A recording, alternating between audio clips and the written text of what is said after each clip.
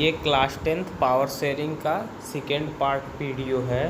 पहला part already हम लोगों ने कवर कर रखा है। अगर आपने उसे नहीं देखा है तो आप पहले उसे ही देख लीजिए। तो सेकेंड पार्ट चलिए हम लोग स्टार्ट करते हैं। मेजोरिटरिज्म इन श्रीलंका। मेजोरिटरिज्म इन श्रीलंका। तो पहले देखते हैं कि मेजोरिटरिज्म का मतलब क्या होता है। मेजोरिटरिज्म एक आइडियोलॉजी है कि अगर कोई भी कंट्री है उसमें जो मेजोरिटी कम्युनिटी है, यानी कि जो मेजोरिटी वाले लोग हैं, उनके ही लॉ फॉलो होने चाहिए। इससे कोई फ़र्क नहीं पड़ता कि माइनॉरिटी को प्रॉब्लम हो रही है या फिर उन्हें अच्छा लग रहा है। जो भी लॉ बनने चाहिए वो मेजोरिटी वालों के लिए बनने चाहिए। तो हम लोग देखते हैं इसमें क्या दिया हुआ है। श्रीलंका जो है वो 1948 में इंडिपेंडेंट हो गया था।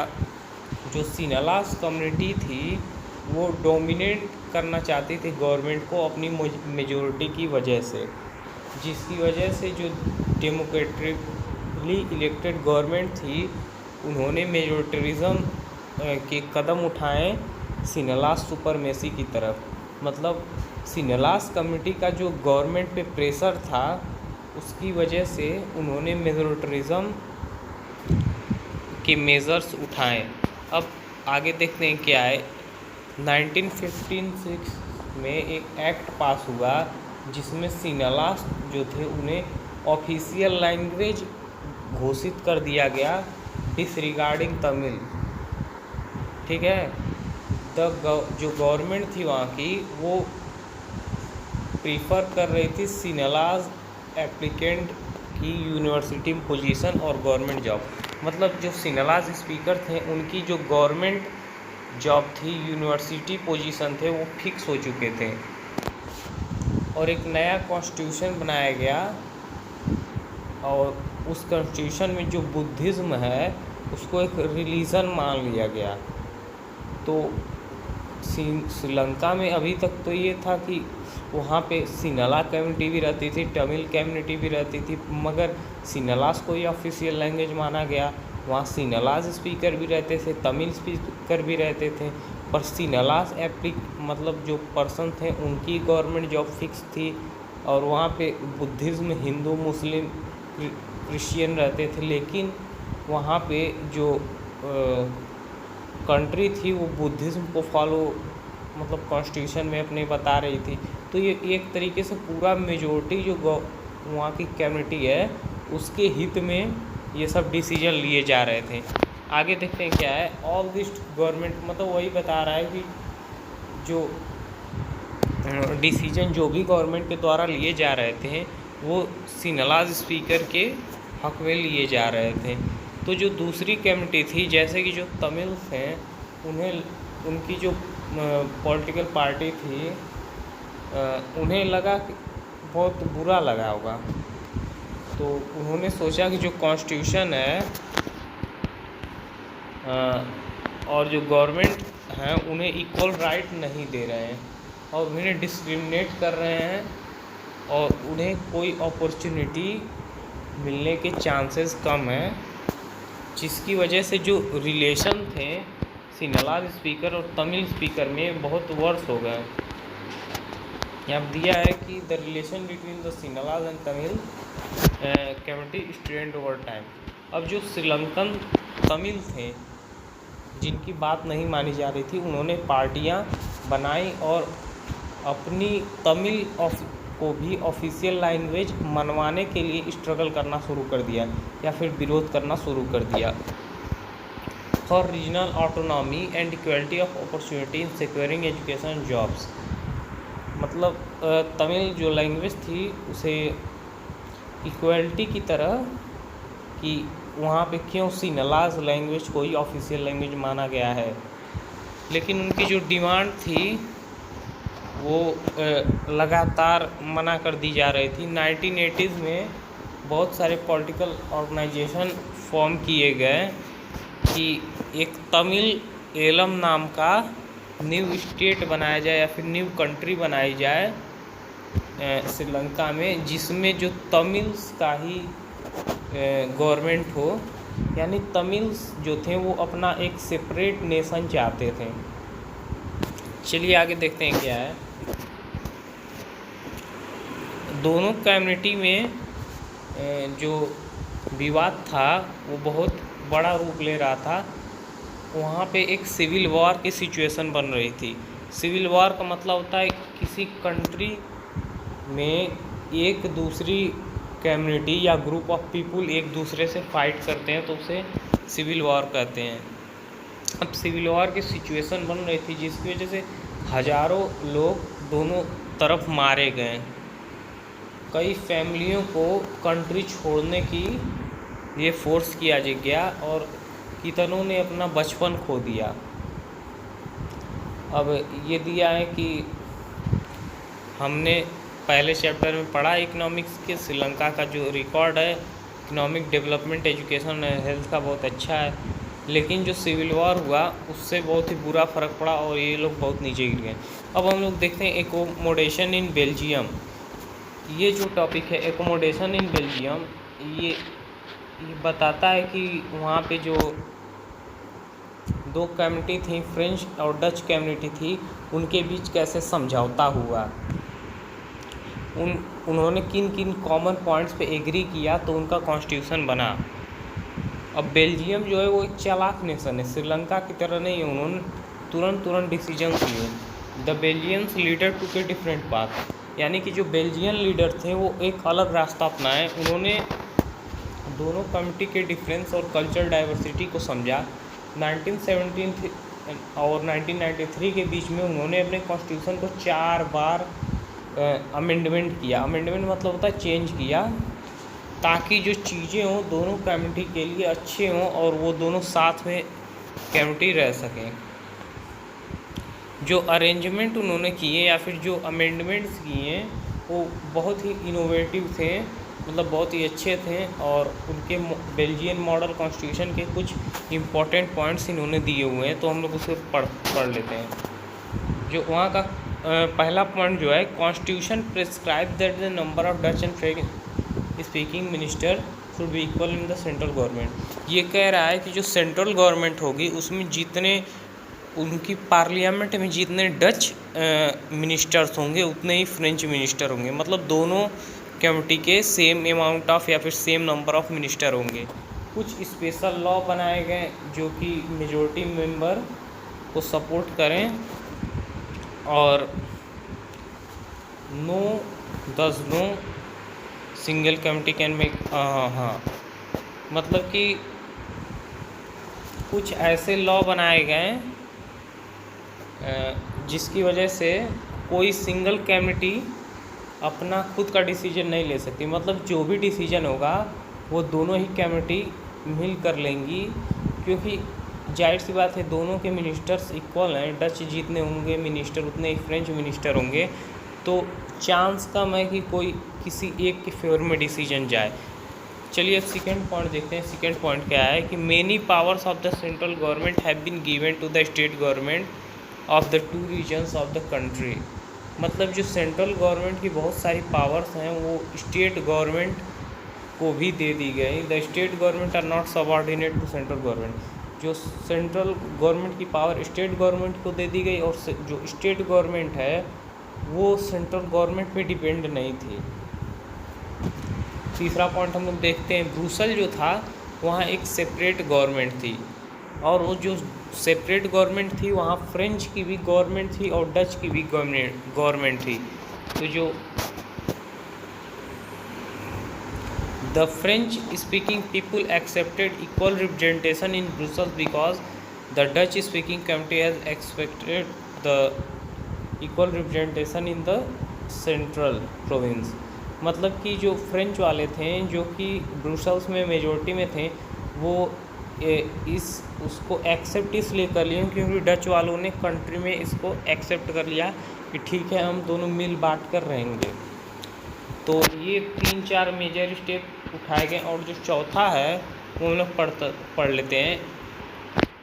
Apart from the central and state government, मतलब सेंट्रल और स्टेट गवर्नमेंट के अलावा वहाँ एक अलग तरीके की भी गवर्नमेंट थी जिसका नाम था कम्युनिटी गवर्नमेंट। और वो काउंटी गवर्नमेंट जिस ग्रुप ऑफ पीपुल, मतलब तीनों ग्रुप के लिए, डच, फ्रेंच और जर्मन स्पीकिंग के लिए तीन ही कम्युनिटी गवर्नमेंट थी, और हर कम्युनिटी गवर्नमेंट अपनी अपनी कम्युनिटी के लिए रिस्पॉन्सिबल थी। ये जो गवर्नमेंट थी वो कल्चरल, एजुकेशनल और लैंग्वेज इशूज़ पे काम करती थी। अब बेल्जियम के बारे में बता रहा है कि हमने देखा कि जो बेल्जियम मॉडल है वो बड़ा ही कॉम्प्लिकेटेड है, और पीपुल जो है वो भी बड़े, मतलब ग्रुप पीपुल का भी बहुत कॉम्प्लिकेटेड है, लेकिन अरेंजमेंट जो है वो काम कर गया, और उनके बीच में सिविक स्ट्राइक नहीं हुआ जैसे कि श्रीलंका में हुआ था, और वहाँ पे कोई सोशल डिवीज़न बनने का चांस नहीं था। जब बहुत सारे यूरोप नेशन एक साथ आए तो उन्होंने एक यूरोपियन यूनियन बनाया और उसकी राजधानी ब्रुसेल्स को रख दिया। ये एक नंबर में बड़ा इम्पोर्टेंट क्वेश्चन है कि जो यूरोपियन नेशंस की राजधानी थी वो ब्रुसेल्स थी। चलिए हम लोग आगे देखते हैं कि क्या है। अब बता रहा है कि हम लोगों ने इस दोनों केसों से क्या सीखा। बोथ आर डेमोक्रेसी, मतलब दोनों जगह डेमोक्रेसी थी, लेकिन जो क्वेश्चन ये उठता है कि पावर शेयरिंग अलग अलग क्यों थी। जो बेल्जियम थे वो लीडर ने रियलाइज़ कर लिया कि यूनिटी ऑफ कंट्री तभी पॉसिबल है जब हम दोनों कम्युनिटी के इंटरेस्ट को देखें, दोनों सहमति बने दोनों कम्युनिटी के बीच में, जिसकी वजह से उन्होंने म्यूचुअली एक्सेप्टेंस हुआ, मतलब कि कुछ आपकी बातें कुछ हमारी बातें कॉन्स्टिट्यूशन में रहेंगी। जबकि श्रीलंका में एक कॉन्ट्रास्ट एग्जांपल है, वहाँ पे एक मेजॉरिटी कम्युनिटी चाहती थी अपना डोमिनेंस, तो जिसकी वजह से अलग अलग कम्युनिटी के बीच में विवाद हुआ। तो यहाँ पे जो मेजोरिटरिज्म फैला दिया गया, मतलब जो मेजॉरिटी का ही, जबकि ब्रुसेल्स में दोनों कम्युनिटी को इक्वल राइट दिया गया था। अब आगे देखते हैं why power sharing is desirable. Power sharing क्यों डिज़ायरेबल है, अब इसे हम लोग पढ़ते हैं। क्योंकि जो टू स्टेट, मतलब इसके दो रीज़न्स हैं पावर शेयरिंग क्यों ज़रूरी है। पहला रीज़न है कि power sharing is good because it has the reduce of possibility of conflict between social group. मतलब कि पावर शेयरिंग का इम्पोर्टेंस का पहला रीज़न ये है कि ये सोशल ग्रुप्स के बीच में कॉन्फ्लिक्ट के चांस को कम करती है। चूँकि जो सोशल कॉन्फ्लिक्ट होते हैं वो वायलेंस को लीड करते हैं और पॉलिटिकल इंस्टेबिलिटी। पावर शेयरिंग एक अच्छा तरीका है पॉलिटिकल ऑर्डर और डेमोक्रेसी को स्टेबल रखने के लिए।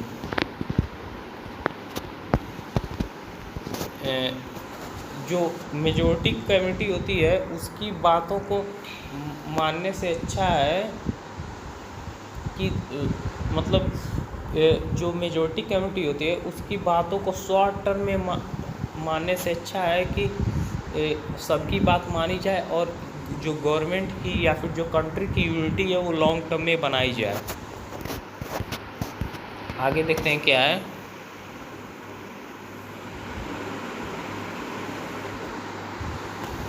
देयर सेकेंड जो रीज़न है कि पावर शेयरिंग क्यों अच्छी है डेमोक्रेसी के लिए। पावर शेयरिंग जो है वो एक स्प्रिंट ऑफ डेमोक्रेसी है। ऐसा इसलिए कहा गया है क्योंकि आगे हम लोग देखते हैं कि ऐसा क्यों कहा गया है। जो डेमोक्रेटिक रूल होता है वो शेयरिंग ऑफ पावर पे के बेसिस पे होता है, जिसके बहुत सारे इफ़ेक्ट होते हैं। इसमें ये होता है कि आज जो गवर्नमेंट है वो कल नहीं रहेगी, तो अब हर गवर्नमेंट अपना बेस्ट देना चाहती है। पीपुल जो होते हैं उन्हें ये पता होता है कि उन्हें कैसा राजा चाहिए या फिर कैसा लीडर चाहिए।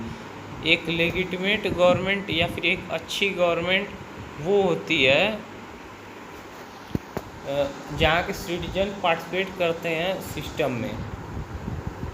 अब जो फर्स्ट रीजन है उसको प्रूडेंशियल रीजन कहते हैं और जो सेकंड रीजन है उसको मोरल रीजन कहते हैं। Prudential reason states that power sharing will bring out better outcomes. Moral reason emphasise the value of power sharing as valuable. पहला रीज़न ये बताता है कि पावर शेयरिंग के फ़ायदे क्या क्या हैं, और पहला रीज़न ये बताता है कि इसके आउटकम्स क्या क्या हैं, और दूसरा रीज़न ये बताता है कि ये डेमोक्रेसी में कितना वैल्यूएबल है। तो हम लोग आगे देखते हैं क्या है। ये खलीफ डिलेमा है, ये कोई इम्पोर्टेंट नहीं है, ये विक्रम और बैताल की कहानी है। तो हम लोग आगे देखते हैं फॉर्म्स ऑफ पावर शेयरिंग। ये शायद लास्ट टॉपिक है इस चैप्टर का। हाँ जी हाँ, बिल्कुल लास्ट टॉपिक है। जो पावर शेयरिंग की आइडिया है वो ऑपोजिशन